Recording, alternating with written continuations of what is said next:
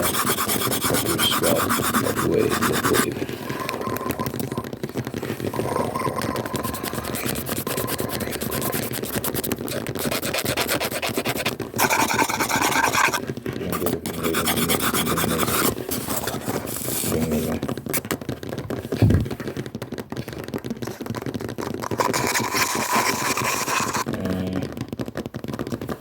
I read a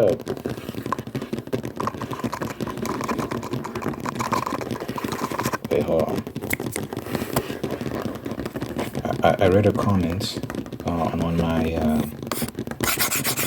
community posts.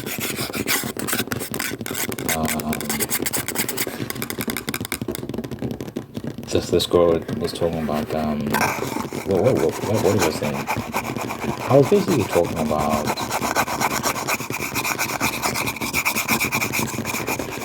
the time horizon in terms of marriage and what it takes to get to a point where you feel, that you can support a family and you can do it properly, just the requirements for that. I was just talking about how, just most men historically tend to marry older. When they're older, because it takes time to build resources. And yeah, that's just been the trend, right? And it's it's not by choice. It's really for circumstantial reasons. It takes time to build resources. It's that simple. It takes time. So, she was saying to me that you can't plan when you're going to get married and all these sort of things. I think she was interpreting what I was saying as like, I got this plan, like when I'm going to get married, how I'm going to get married, all these sort of things. And I guess to an extent that's true, but really I was just talking about trends. And look, if I could get married right now while I'm speaking to you, someone just snaps a finger and I vanish and I get married, I would. If this is the right person, and it would make it work. There's never a right time for a lot of things. There's never a right time to have children, a right time to get married. People are always trying to once I get this, then I'll be ready, and once I get that, then I'll be ready. Sometimes it's okay to just get into it and figure it out. In fact, that often tends to be the best way to do things, because there's an adventure there and you get to grow with the person you're with. Like, so you're talking about marriage, young people getting married. You get to grow together and figure out life together and build together. It's a shared experience. Everything you built during that time period is yours as a couple, as a pair, as a team, as opposed to you building resources by yourself. And then it's like, I built this wealth by myself, I got this house by myself, I got this by myself, that by myself. Which is why I've this past week I spoke extensively on this topic. I'm generally against the idea of people building a bunch of resources and coming together. That tends to hurt marriages a lot. We see that a lot. People fight over material things. You start to feel like this is my money, this is my house, this is my car, this is mine. And you're not as connected either, even if you don't necessarily have big disputes about a lot of things. You're a stronger pair when you went through life together, you've been through the highs and lows together, you went through that journey of acquiring wealth together. Wealth being relative, just you might not be wealthy in the sense of like you're a millionaire, but you're wealthy in the sense you got a roof over your head, you can feed yourself, you can feed your children, and you're living comfortably. When you're able to build that together, it means more. As a couple, it means a lot more. I've talked about how I'm not necessarily looking for. Look, I go back and forth with it. The other was yesterday. Yesterday I was driving and I saw this billboard with this I think she was a dentist. They were advertising some dentist practice or something, some lady on it. And I thought about the possibility of being with a woman like, 'cause she was attractive. The lady on the billboard, she was attractive. Like, I could I could conceptualize a future where I'm with some professional woman and she's got this dentist practice, and we're married and she does her thing, I do my thing, and we just talk about our day and whatnot. And I saw it and I wasn't mad at it. I was like, you know what?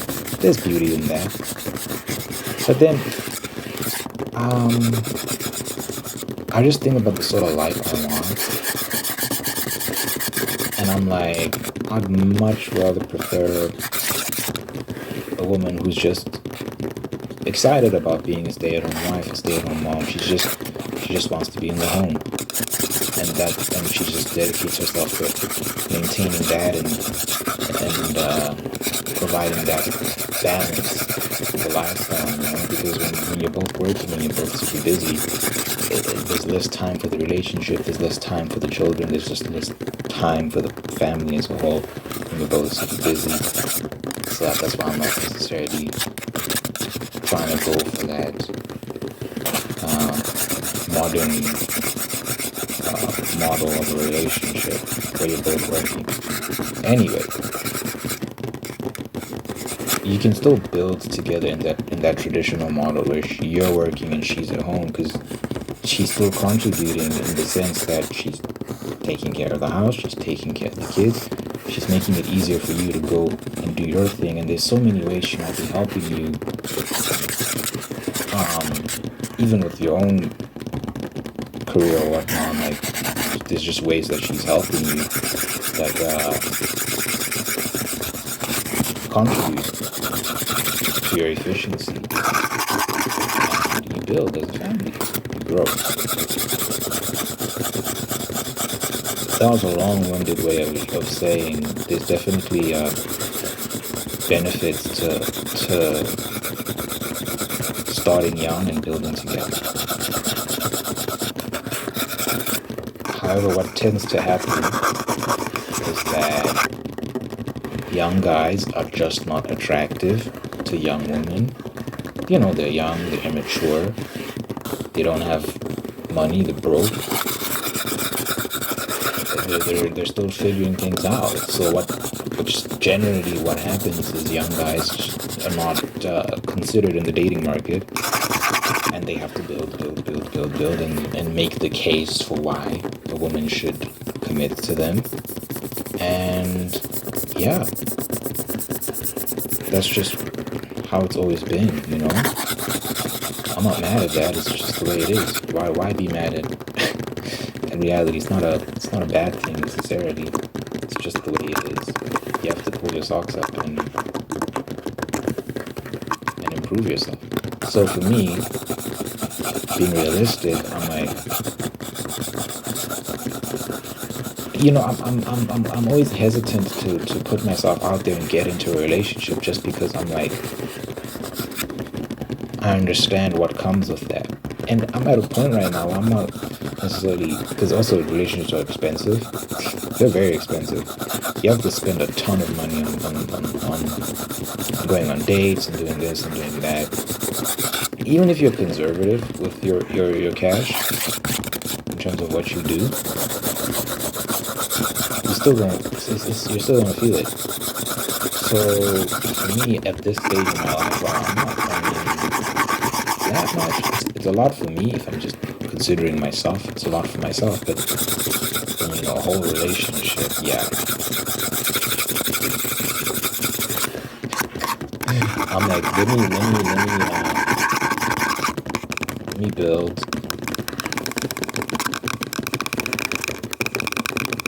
and get myself to a position where I feel like I can be taken seriously. I can make a serious offering. I can say with confidence that I can take care of you. I can be responsible. You can depend on me. I'm reliable. You don't have to worry that this guy's a bum, he's not serious, all these sort of things. there's an actual future there. I've had this conversation with girls before. I remember there was this girl I was interested in, and she asked me a question, and she tried to make it seem random, but I knew what she was doing. She was just trying to see if this, because we were like in this weird situation, but we discussed becoming a serious couple, all these sort of things. We had the discussion. Oh my god! But one day she just asked me like, what are your plans for the future? Like, what are you gonna do? I can't remember what I said, but probably something along the lines of, my art and all this sort of stuff doing well, which I understand how that sounds to other people. It doesn't sound realistic. It sounds like a bunch of malarkey. And then you're a woman who wants to, have security, have a good future. You can't bank on dreams. You don't need to know that someone is a concrete plan that's not realistic. So I also just keep that in mind. I think about things like, if I'm with a girl and like it's time to meet her parents, what am I gonna say to her parents when they ask me what do I do for a living? Like, what am I saying? I'm a YouTuber, I'm an ASMR YouTuber. They're gonna be like, this guy's not serious. What do you mean you're ASMR YouTuber? How much do you make from that? Like, again, it's enough for me as a individual who doesn't have that many responsibilities financially. It's actually quite a lot for a young 24-year-old. Not much responsibilities, but when we're talking about in the future, yeah, for a future for your family, that's a different story, it's a different story entirely. So I just don't want to put people in awkward positions. I don't want to put myself in awkward positions. I want to be realistic. You can meet a girl who's like, she's willing to take the risk. She's willing to bet on you, which is amazing. But yeah, I don't bank on that. I don't necessarily hold my breath for that. So I don't expect anyone to do that. I don't expect anything from anyone.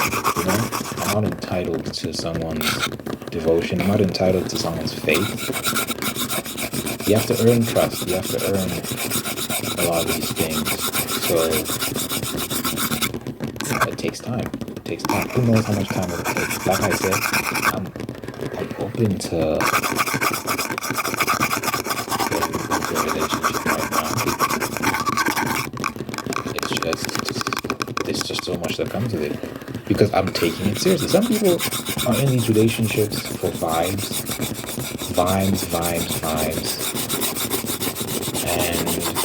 And they never meet each other's parents. They always keep it on the down low. They're just having fun, they're sleeping with each other, all these sort of things. I'm serious. Like, I'm actually, when I talk about like getting into a relationship, what I mean is meeting a girl that I feel so strongly about that I'm eventually going to marry her. And the whole point of us dating is to figure that out. It's not to have fun. It's not to be in the moment, quote unquote. It's to figure out, like, are you a marriage partner? Like, can you go the distance? And it doesn't take that long to figure that out, by the way. I am of the very strong opinion that I can figure that out within a year. Maybe 6 months. It doesn't take that long. It really does. When you're having the right conversations, when you're really getting to know someone, Jesus, like the first 2 months, if you're blessed, if you're fortunate enough to see each other frequently, you live close to each other, whatever, you have a high amount of access to each other, and therefore you can have a lot of conversations. I mean, these days, the internet makes that even easier. You can have video calls, so you can still have those discussions. But it's always better in person. You can see that person and talk. Oh, and you've got 2 months of that? Oh my god. I'll pretty much know what I need to know. There's always the possibility that someone's lying to you and they're telling things, but that will be true whether it's 2 months, a year, 10 years, someone can still lie to you. So you always have to take that risk, that gamble. People think that if I just have more time, I'll figure out if someone's lying to me. That's not how it works. works. A lot of people spend years with someone and they still fall for the same tricks. I think the signs are always there. I think if someone's lying to you, you can tell. The signs are always there if you look for them. That's why you should abstain from sex, because sex clouds your judgment. I always say this because it's true. People don't listen though. Just sleeping with someone, you're not gonna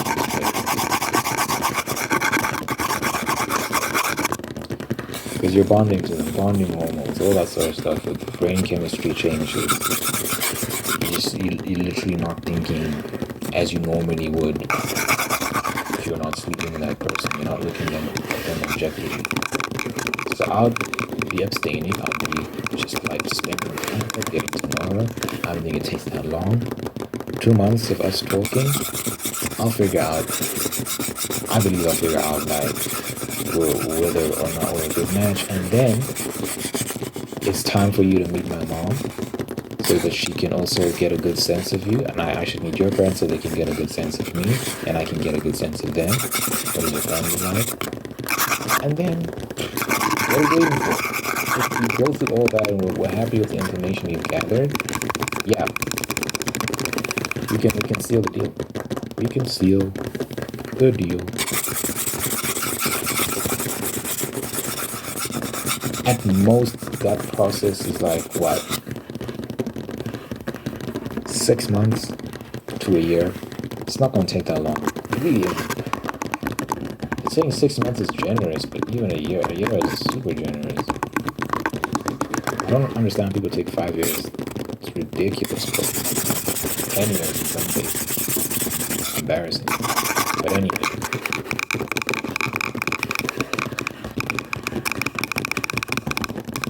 It's funny because people say I overthink. I actually don't think I overthink. I think I'm actually very straightforward. Look, I do overthink in some cases. But when it comes to this, I'm super serious about marriage and relationships and to the point. I don't waste time. Why waste time? A lot of people hop in and out of relationships. You know, it's nice, you know, that initial honeymoon period, and then you just hop out of the relationship and it gets boring. I've never been into that. There have been instances, you know, I haven't been fortunate enough like some. Well, I don't know if it's being fortunate, and it actually might be unfortunate. But you know, some guys get into relationships very easily. They're very good with women, and they have no issue with that. You know, I'm not like that. But I've had a few moments, maybe 2. Let me think.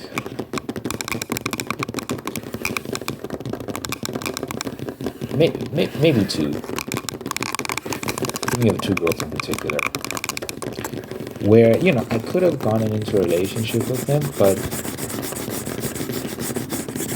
yeah, like it would have literally just been to say I'm in a relationship. Look at me, I did it. I'm in a relationship. Wow, and then you can have sex and all these things. And be one of the normal people, be part of the in crowd because that's what everyone does. And that's what all the popular people are doing, I guess. So childish to think of things that way. I can't believe grown-ass people think that way. But anyway.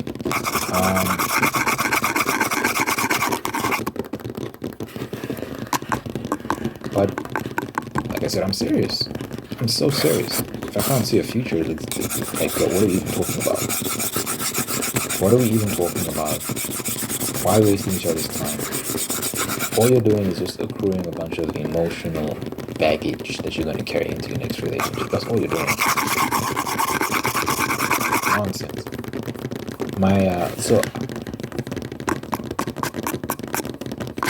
So that's what I tend to avoid. I get accused of overthinking. I think it's better to overthink than to underthink. I think with overthinking,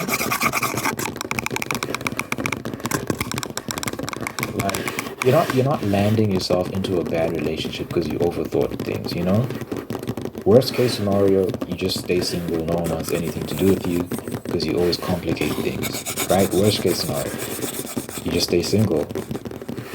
Like, and I guess another scenario is you're just annoying in your relationship. You have a girl, you get married, she likes you, she loves you, but you just get on her nerves because you're always complicating simple things. Which is something you can work on, you can always get better, you can always change. However, underthinking is dangerous as hell. So, and that's what a lot of people do. They don't think, they just hop into relationships because the emotions, the vibes are so strong. And that's how you end up with someone that's very bad for you, and they really, really ruin your life. A lot of people have gotten into bad relationships that have ruined everything. You have dreams, you have ambitions, and then you get with the wrong person and they derail all of it. That's a lot of people. Because you weren't fucking thinking. She was attractive. She just made you feel a certain way. She was the first girl to ever tell you that she liked you. And then you cave. And she got you out there, and now she's fucking with you. Or a woman with men. Like, he was the popular guy in school and he gave you a chance. I don't know, he was the cool guy that you just liked his whole vibe, and you got with him for that reason, even though he was cheating on you and doing this and doing that, and you still stayed with him. Like, people make terrible decisions because they're not thinking. It's better to overthink than underthink. I'm telling you, I promise it. My cousins, all of them, my family has a terrible history with picking partners, with marriage, and it's almost like a curse. It's almost like a family curse, but I don't concern myself with things like that. I believe in the power of prayer. I believe that also good decision making will save me. And yeah, I'm learning from their mistakes. My girl cousins and my guy cousins. But let me tell my guy cousins real quick. So I got the one who's like, he's in a terrible relationship. She's unhinged. Everyone in the family has an issue with her because she's always extra and arguing and just causing trouble all the time. She doesn't know how to cook. She doesn't know how to do anything. She doesn't work. She's just taking up space. She's always bickering with her husband, my cousin. He tells us stories about how he'll be sitting up at night because she's just yelling at him the whole night. She doesn't let him sleep, and if he starts to nod off, if he starts to fall asleep while she's going on her rants, she nudges him to wake him up again. Like, she nudges him hard in his rib with her elbow so she can keep yelling at him. And he has no rest. No respite. And he's just he's trapped. He's married to this woman. There's no escape. And she's just making him miserable. And recently she just took the kids and left. She left the house. She didn't tell him either. He just got home one day and she was gone. The kid's gone. And people are like, what is this woman doing, bro? But the same exact thing happened with my other cousin. He was away from home because he works in the UK.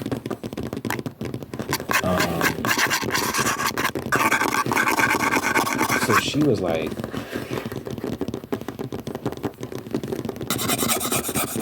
staying with my female cousin, and then she just took the kid out of school. She took him out of school and moved to another city. For what reason, who knows?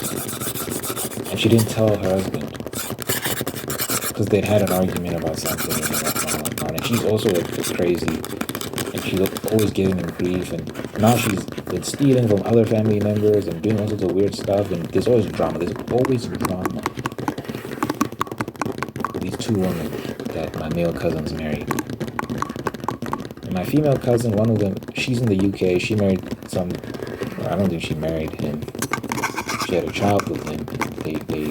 They stay together. They have very awkward situation. I don't think they're married, but I think they cohabitate and they have a daughter together. And it doesn't help with the finances, I think. And he's also one of these guys. He's a mess. He's a mess. And he gives her grief. How much grief does he give her? Maybe not that much. He's just useless, you know? He's just useless. And yeah, the other cousin, she also married some guy who was also a bum. Who was a bum, he passed away, unfortunately. Depending on how you look at it. You cannot say that. But yeah, like, it's bad decision making. Bad decision making. Guys, it's better to be single than be trapped in a terrible relationship that just drains your soul, drains your spirit, gives you stress. It's better to be single. I'm telling you, I've seen it. Some people tell me I think too much. It's like, you think too little. Damn it. Look at the divorce rate these days. The amount of people getting divorced left, right, and center, it's insane. And breakups, the rates of breakups is even higher, way higher, because with marriage at least there's barriers to separation. You have to really work hard to get separated from the person you marry. With these relationships where you're just dating, boyfriend, girlfriend, it's very childish. Those relationships are like even weaker. They have a much higher dissolution rate. Much higher. So people are just splitting up left, right, and center. You'd think that, okay, maybe I should be trying a different approach, but apparently not. People just keep doing the same things over and over again, expecting different results. We call that insanity. So yeah, no. I would definitely be trying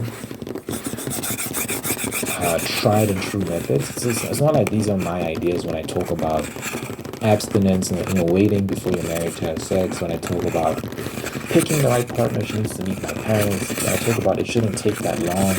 Y'all be taking 5, 6, 7 years to decide if you want to marry a person. Please be serious. It doesn't take that long. It doesn't take more than a year, to be honest, if you're having the right conversations. You're not dicking around. You're actually talking about things that matter. Like, these are tried and true methods. It's not like I made this up myself. People have been doing this for centuries, and it's worked. So for me, when I think about the person I want to be with, I'm gonna apply all these methods, and I'm also gonna be spending time getting myself to a point. Look, if I meet someone along the way, that's great, that's amazing, thank you, Lord. I really want to be married. That's one of the things that's the thing I look forward to the most in life, being married and having children. But I'm patient. I will wait as many years as I need to find the right person. And until then, I'm gonna be working on myself. And it'd be nice to be like, I meet a girl and we get married relatively immediately, and then we can, have the home and have children and get the ball rolling very quickly, because I've got the income to take care of that. When I want like 5 children. Children are amazing. It'd be amazing to have 5. I'm also doing my part in sustaining the population. People think the earth is overpopulated. No, it's not. I've said this many times. Don't be ignorant. Do your research. We have an underpopulation problem, not an overpopulation problem. Stop listening to nonsense. I'm doing my part. I'm gonna have 5 kids. I want a stay-at-home wife. These things cost money, guys. These things cost serious money. So I have to be a man that can provide for them. So, whether it takes me 10 years, I don't know how long it'll take me to get to a point where I can support them. I will take that time to become that guy. However long it takes, man. But again, if I meet someone along the way, that's great too. And if she's willing to take that risk on me, because I don't expect you to take the risk on me. I'm an artist. I understand. It's not attractive. If I was a banker or an accountant or an engineer or whatnot, that's like, oh, security. It's like when I'm a YouTuber who writes books and makes music. Very close. Yeah, I'm realistic. I don't expect people to go along with that, and I'm okay with that. I just have to provide evidence that I'm serious, that I can take care of you. But anyway, y'all let me know what you think in the comments. I have to pray it and I'm ready. So, dear Father God, I think that's the video watching this right now. Thank you for making them whole, unique, and God, all through his peace, prosperity, and purpose. Thank you for blessing this person, wonderful, people alive, love them, take care of them, and bring the absolute best out of them. And thank you for taking the ones out there too, the same thing. Thank you for blessing this person with love and marriage, and sustaining that love and marriage, and making very, very, very happy. Thank you for blessing this person with the spirit of gratitude so they can give thanks for the wonderful things in life, and by giving thanks, they can find peace, contentment, and attract even more blessings. Let your presence be felt in this person's life. Let your God, let your real, let your love, and will be there for them. Good health, long life, and happiness over this person, everyone they care about. Be mine, I pray, in Jesus' name, I pray, amen.